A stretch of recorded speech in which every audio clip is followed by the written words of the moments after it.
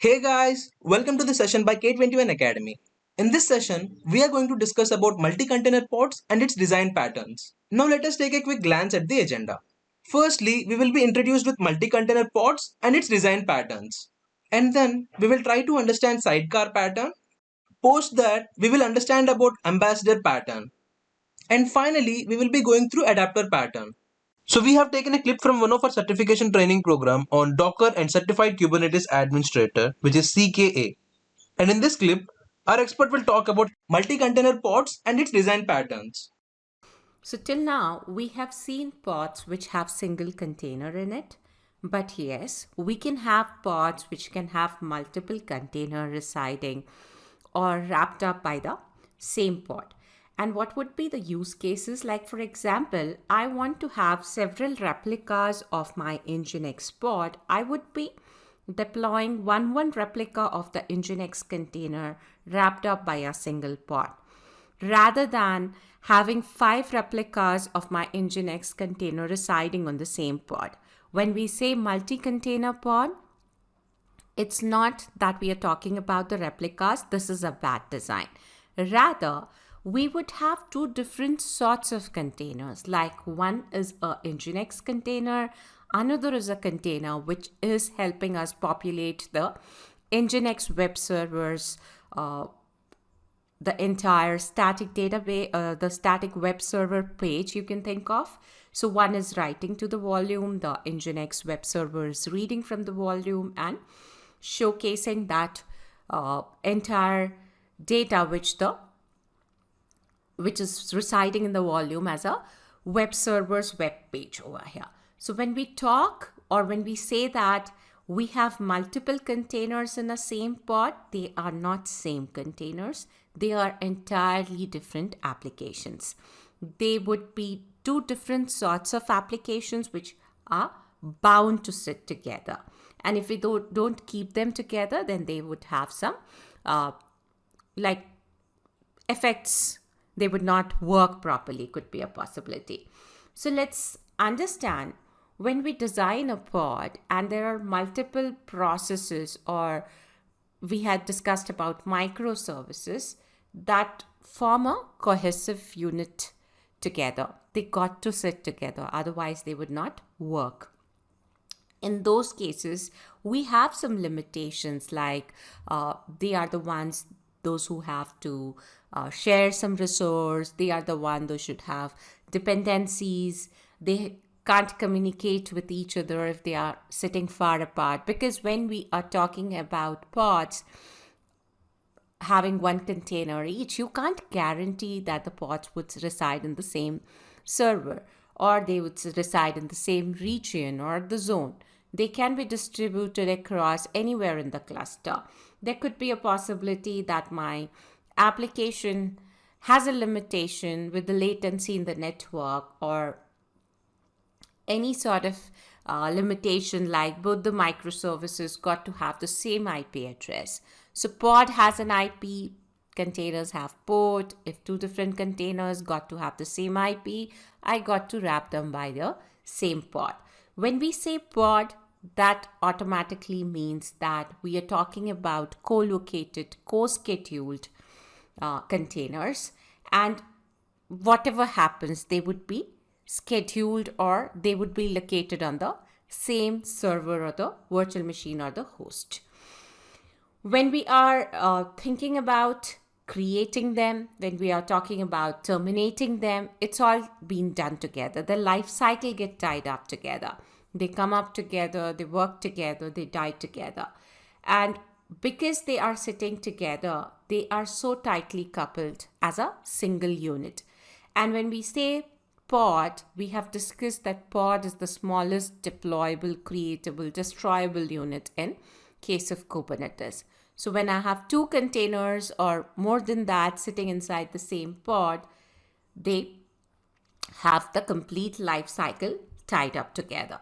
So here, if you look into this example, there is a file puller type of application which has a capability of populating the data which the web server can showcase. And consumers are those who are actually using the web server's content, or those who are actually visiting those web servers. So one guy is populating the data, other guy is actually reading or showcasing that data. So in a pod, I can have a volume. The volume can be mounted inside both the containers. One is writing to that volume, one is reading from that volume. And when we say this volume, it's that the PV and PVC, which we have discussed about. So this is all about the multi-container pod. Now, there are different types of use cases in which you can keep multiple containers inside a pod, and that is the reason we have different sort of patterns. So we will discuss the patterns one by one. When we say multi-container, that itself says that it's a pattern, and in that you can segregate different sorts of pattern as well. So when we are talking about multiple containers, instead of that, if I would have multiple processes running in the same container, one container having multiple processes, what would have been the drawback? The drawback would have been that it is really difficult to troubleshoot. One process leads to the destruction or troubling the other process would have happened. Now, because containers have isolation, and I keep them separate inside two different containers, troubleshooting becomes easier for me. Even though I have that pod limitation many a times, inside the pod, we can just restart the containers as well. That liberty we have. But if two processes are sitting inside the same container, it becomes very difficult to manage their entire life cycle and debug the issue. So when we thought of making multi-container pod, we understood that they are tightly coupled applications which got to get co-located or managed together. But we don't want to tie the entire process to each other. We want a level of isolation, and that is the reason we came up with different sorts of patterns. Like a sidecar type of pattern is called when a pod is helping the other pod to do something. Like we understood that one is populating the data, other is showcasing that data. That is like a sidecar type of pattern. Another pattern is an adapter type of pattern where one is actually simplifying the output, whatever we have from the actual application, so that it can be understood by a third-party application. And if I have 10 applications, say app 1, app 2, app 3, everyone is giving an entire different format of data, then the third-party application to do the matrices analysis or to do the any sort of analysis becomes difficult. So this adapter type of container, what it does, it takes the data and makes it in a format in which the third-party application is expecting. So this helps us adapt to I would say adaptability increases for that application. So that is the reason it is called as adapter type of container or adapter type of pattern, sorry. And the third one is ambassador type, in which the main application doesn't have the other applications talking to it directly. Rather, the ambassador container would be proxying the data outside or proxying the connections for it. So you don't connect directly to your main app, rather you connect to a ambassador container which proxies the stuff to us. So this is few or the different sorts of multi-container pattern. We will deep dive into each type of pattern and try and understand what each of the pattern gives us, the advantages we have, and when to think that it is a sidecar type of application. These two applications, I'll implement it as a sidecar pattern, or these sort of applications I got to implement as an adapter pattern or an ambassador pattern. We got to understand that. Then only you can go ahead and design your applications well. So this was all about the introduction to multi-container pattern. We will discuss about our first multi-container pattern, which is sidecar pattern. It is one of the mostly or most commonly or most widely used type of multi-container deployment. In this, the main container does the actual application, heavy lifting type of thing. And the second, or the side container, just enhances some of the capabilities or some of the actions which the main container can do. So it's just an extension which it provides. Advantages what we get, like in case if the sidecar container and the main container, first the isolation is attained because we have two different containers deploying those applications. We can allocate resources separately for them. We can say how much the sidecar container would need or how much it will go up to. And we would specify the resources separately for the main container as well. The sidecar container can be, you can think of a container like it can be used with different sorts of other application, and this sidecar can work with app A also for doing the same sort of thing, work with app B also for doing the same sort of thing. So I'm actually not changing the original functionality of my app A and B. Like for example, you have two different sorts of application. Say app A is there and app B is there. Both have to do some sort of work. Could be a possibility that they have to read the data from a place. So there is a volume and they got to read the data from place and showcase the stuffs. Here also there is a database. This guy reads from it. This doesn't have the logic of writing into the database. It can read through and it doesn't write. So I'll put the arrow in the opposite direction. It just reads the data from here and then showcases that data or works on that data, manipulates that data. But writing that data is not the work of application A or application B. It's work of some different sort of application. Let me pick up a different color altogether. There is a guy or there is an application, say called app C, which has the capability of populating these things. Then in both the places, I am running the same sort of application. This is a different pod, right? And rather I should draw like this. This is a different pod and this is a different pod altogether. I'm not changing the functionality or any logic which is being worked inside app A or app B. No logic on this is changed. Rather, a logic is implemented in a different third-party application which can do the work. And this guy can do the work for any sort of application. It can help app A, it can help app B. So this is not the main functionality. Rather, it is extending the functionality of app A and app B both. And if you see over here, few important things. It is like reusable. It can be paired with any other different types of applications as well. Different types of main containers can use it. And if I'm failing, I have a containment zone or a boundary. I understand whether my main application is failing or my extended logic is failing over here. And if I want to make any upgrade or roll out any versions of my applications of the main. So here, if you see, it is like just rolling out. Its containers can be deployed independently, right? So images are tied up to the container, not to the pod. So containers are the unit of deployment over here. They can be upgraded or rolled independently as well.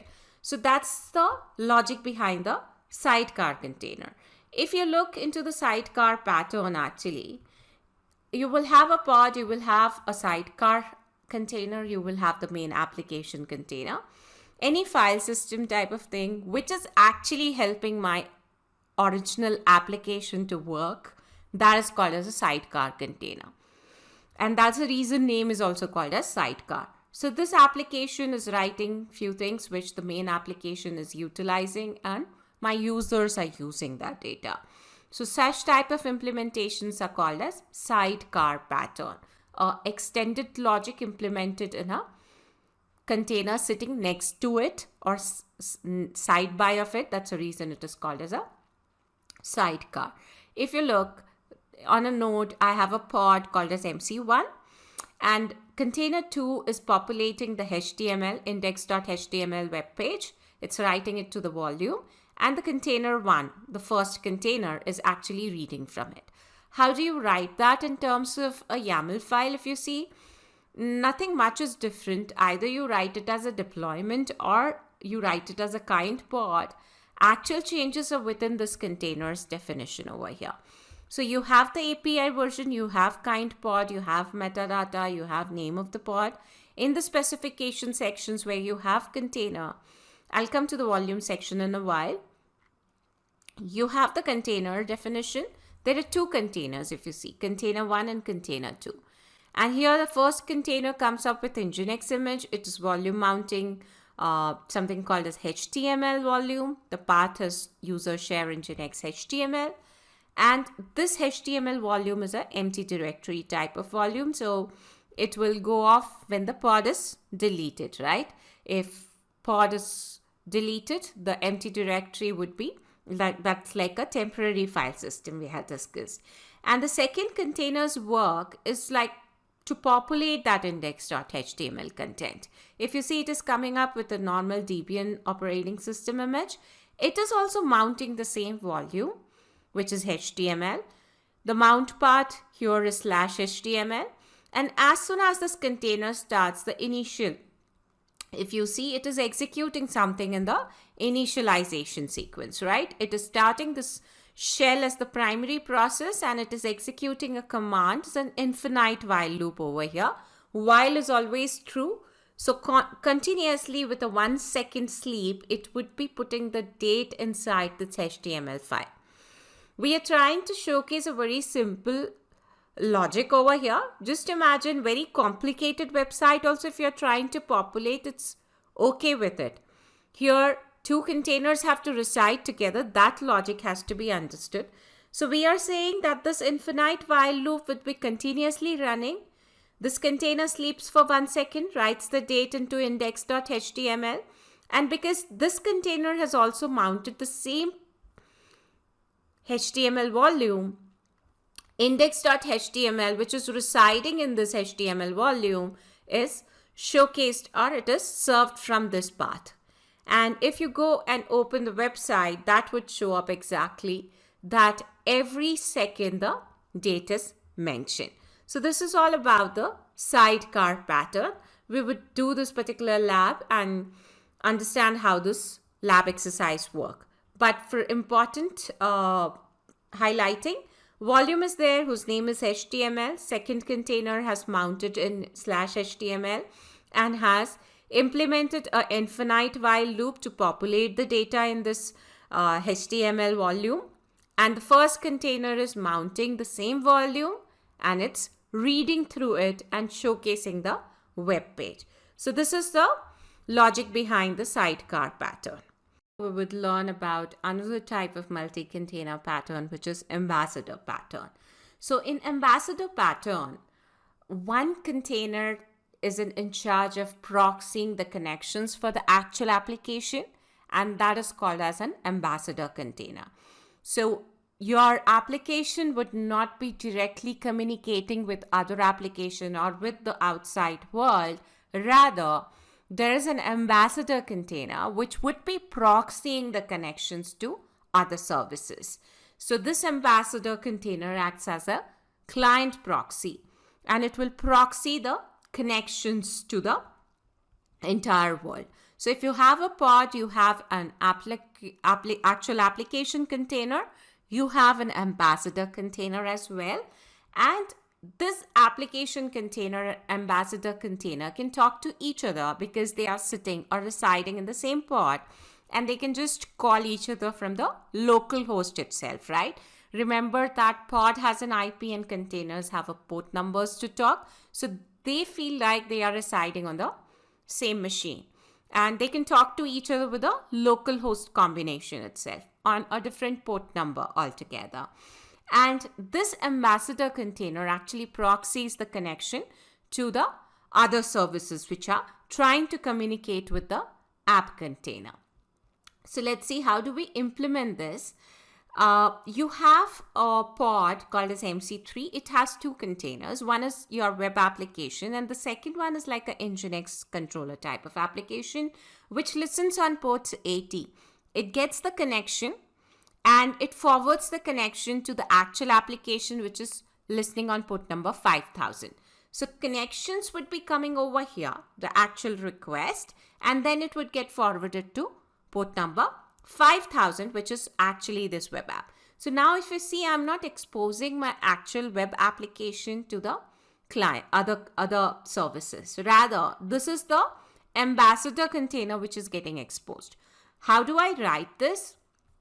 Here also, we have taken kind pod, the metadata, the name of the pod, the label of the pod. In the spec section, you have two containers. One is the web app container, which is coming up with a proprietary website application image. And the second one is an Nginx, plain Nginx container. And we have taken Alpine Nginx image. If you see, the port number on which this ambassador container is listening is port number 80.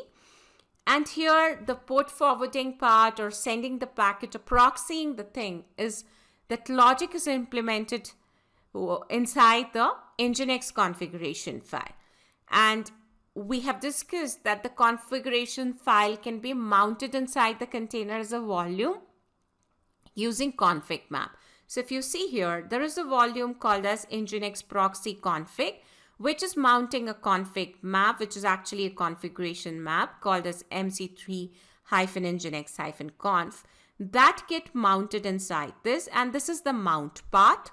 When you have that mount path, the subpath over here is nginx.conf. It will be using that particular file name. So whatever configuration we are writing, that gets populated in nginx.conf. Let's see the configuration file. These are few of the important things which we need to understand, and it has to be set as right logic. Let's look into the configuration map. So config map has the name of the config map and the data. Data is the Nginx conf file. So whatever you write in this, that would be available in /etc nginx.conf. Over here, if you look, you are saying the user is Nginx, and here the important parameters is the server is listening on port number 80 and it is proxying the packets to HTTP web app container. And here, if you see, web app is listening on port number 5000 on the local host itself. So whatever packet is received on port number 80, that would be sent to web app. Web app is the name of the container which is residing on the same server on port number 5000. So these are the important things we have to understand so that we can go ahead and implement our ambassador pattern. So in this, if you see, all the connections are just coming to the Nginx container, and from there the Nginx container is like proxying the connections for it. No containers or outside services are actually talking to our original app container. So this is all about the ambassador type of multi-container pattern. We will discuss about multi-container pattern, which is the adapter pattern. So in this, normally a container has to adapt to a third-party application. And because we don't want to change the logic residing inside my actual application container, I would be implementing, or I would be making a side-by container called as adapter container. It's also like a sidecar pattern itself, but it is helping us adapt to a situation, and that's the reason it is called as adapter type of container. In such situation, what happens, like for example, let me quickly clean this board. We have a lot of logging and monitoring tools which grab the information like matrices and all. There is an application called as Prometheus. It can collect the matrices from different sorts of application and it can showcase it over here, or it will have all the matrices. We can even fit a dashboard like Grafana and all with it, and we can showcase the matrices in the terms of dashboard.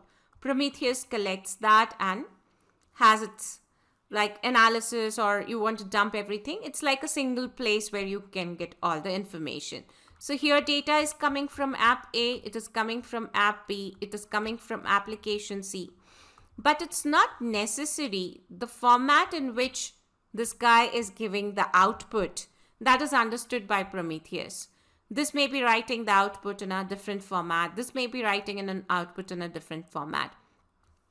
I don't want to change the logic today. Today I'm using Prometheus. Tomorrow I may use something else. So if I change that, my application logic gets changed. I don't want to do that. Rather, I'll do a plus adapter. This has the logic of receiving information in any format, but making it in a format so that Prometheus can understand. So this guy can be called as a Prometheus exporter.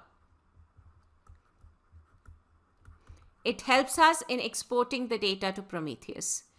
And I can tie up that particular container with all the containers because it has the ability or logic. Take input in any format and output in a format in which Prometheus is working. Tomorrow, instead of Prometheus, if I'm using something else, I just need to remove this adapter and use another adapter. My applications are not getting affected at all. So I'm just changing this definition, removing and fixing another adapter, any other different type of exporter, and using that.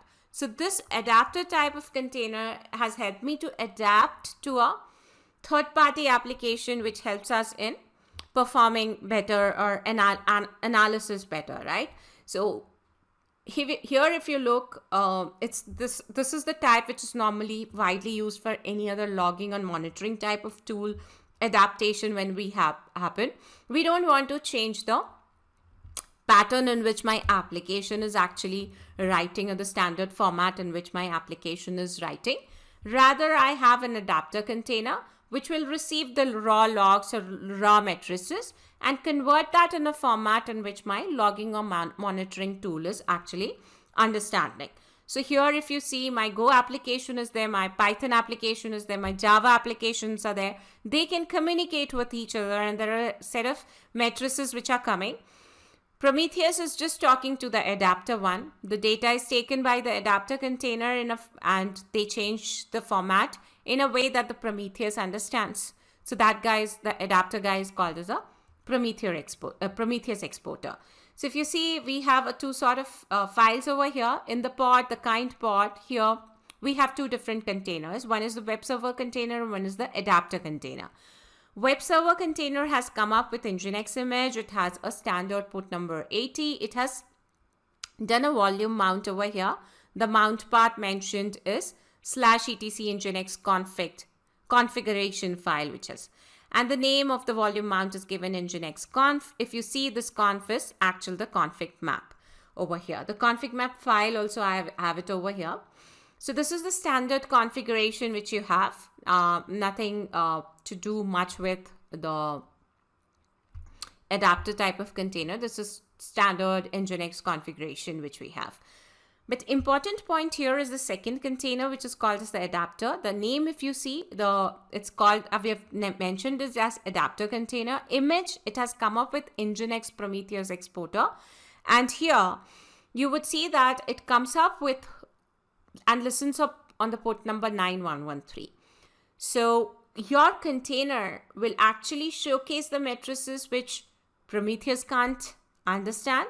But if I want to go into 9113 and look into the pattern of the matrices, I should be able to grab the matrices in a better way. So my original application doesn't show me the matrices, doesn't allow the connections from anywhere else. It just allows the connection from the local host.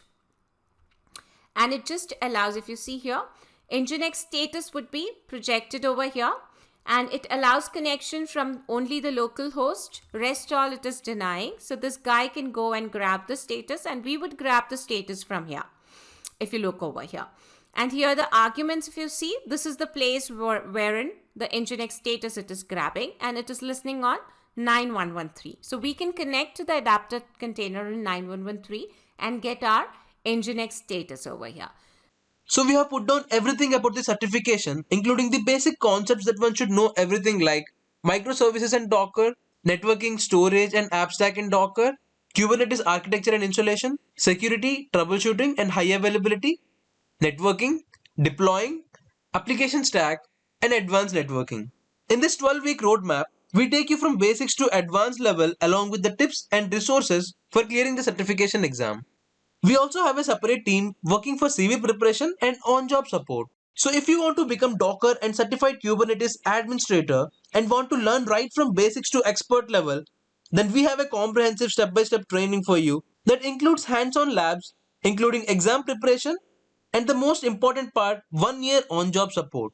If you are interested in this program, then I would highly recommend you to attend our free class which covers most of the topics like why learn Docker and Kubernetes. And under Docker, you will be learning what is container and Docker, Docker architecture. And under Kubernetes, you will be learning what is Kubernetes, why to use it, Kubernetes architecture and pods, highly available and scalable applications, and many other topics. So if you are interested in attending this free class, you can visit k21academy.com/kubernetes02.